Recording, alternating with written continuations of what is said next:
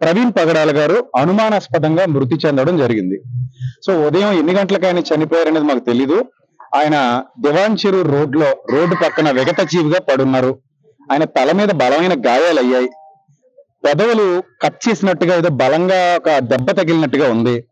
So అది helmet పెట్టుకుని కూడా అంత దారుణంగా ఎలా అయిపోయారు అనేది మాకు అర్థం కాలేదు. రెండోది, ఆయన బైక్ స్పీడ్ గా నడిపే వ్యక్తి కూడా కాదు. చాలా శాంతంగా సాత్వికంగా ఉండేటువంటి వ్యక్తి.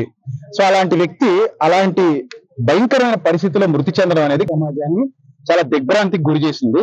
సో కాబట్టి దీని మీద సమగ్రమైన దర్యాప్తు జరిపించండి అని చెప్పేసి పోలీసు వారికి విజ్ఞప్తి చేయడం జరిగింది. ఇందాకనే పోలీసు వారు వచ్చారు. మొదట దాని యాక్సిడెంట్ అని చెప్పారు మాకు. అది సరిగా చూస్తే అది యాక్సిడెంట్ లాగా అనిపించలేదు. సో అందుకే మేము యాక్సిడెంట్ అని ఎఫ్ఐఆర్ ఫైల్ చేయొద్దని కోరా. దాని అనుమానాస్పద మృతిగానే ఎఫ్ఐఆర్ ఫైల్ చేయమని అడిగాం. సార్ అలాగే ఫైల్ చేస్తామని చెప్పారు. ఎస్పీ గారి దగ్గర నుంచి సిఐ గారు అందరూ మాట్లాడారు. అలాగే ఫైల్ చేస్తామని చెప్పారు. మీడియా ముఖంగా మేము కోరుకునేది ఏంటంటే, ఈ రోజు పొద్దున కొంతమంది ఆయన మరణాన్ని బట్టి ఎవరు చంపేశారో అన్నట్టుగా కొన్ని పోస్టులు పెట్టారని మళ్ళీ డిలీట్ చేశారని విన్నాం. దయచేసి ప్రభుత్వాలు మీడియా ద్వారా స్పందించి ఈ మృతి వెనక ఉన్న చీకటి కోణాలు ఏమైనా ఉంటే వాటిని సమగ్ర దర్యాప్తు చేసి బయటికి తీసుకురావాలని చెప్పేసి మేము కోరుతున్నాం.